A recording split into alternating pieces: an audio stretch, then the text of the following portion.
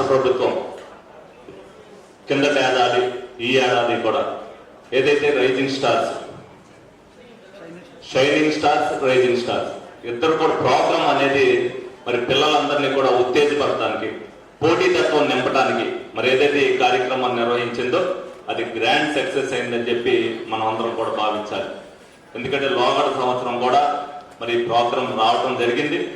వాళ్ళు ఏదైతే ఉన్నారో డిఈఓ గారికి ఒక విన్నపం, వాళ్ళు కంటిన్యూ చేశారా లేదా, వాళ్ళు ఏదైతే ఉత్తీర్ణులుగా ఉన్నారా లేదా అనేది కనుక్కుంటే వీళ్ళకి అది ఉపయోగపడితే లాస్ట్ ఇయర్ ఏదైతే మార్కులు సాధించారో వాళ్ళు ఇప్పుడు కూడా అదే పురోగతిని సాధిస్తున్నారు అనేది తెలిస్తే ఇక్కడికి వచ్చిన షైనింగ్ స్టార్స్ కి మనం ఈ విధంగా కంటిన్యూ అవ్వాలనేది తెలుస్తుంది అనేది నా ఉద్దేశం. అది ఒకసారి మీరు రిపీటెడ్ గా వచ్చినప్పుడు అది కూడా కనుక్కుంటే బాగుంటుంది అనేది ఒక సూచన చేస్తున్నాను. అది మీరు కంటిన్యూ చేయవలసిందిగా కోరుకుంటున్నాను.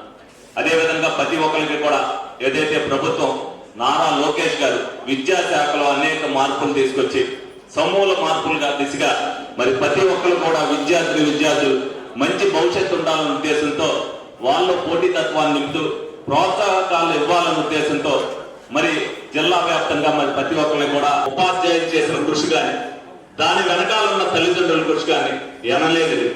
ఏదైతే పిల్లలు ఇందాక ఇక్కడికి వచ్చి మాట్లాడారో పెదరకొండ నుంచి మరి ఏదైతే ఫస్ట్ వచ్చిన పాప మరి తడబాటు లేకోకుండా రాజకీయ నాయకులు మాట్లాడినట్టుగా ఉపన్యాసాన్ని ఆ విధంగా ఇచ్చారు అని అంటే మరి వాళ్ళు నిజంగా షైనింగ్ స్టార్స్ అని చెప్పి మనం ఒప్పుకోక తప్పదని చాలా చక్కగా. ఎందుకంటే పిల్లలు చదువుకునే రోజులు అంటే మేము చదువుకునే రోజుల్లో మాకు ఈ షైనింగ్ స్టార్స్, రైజింగ్ స్టార్స్ లేవు.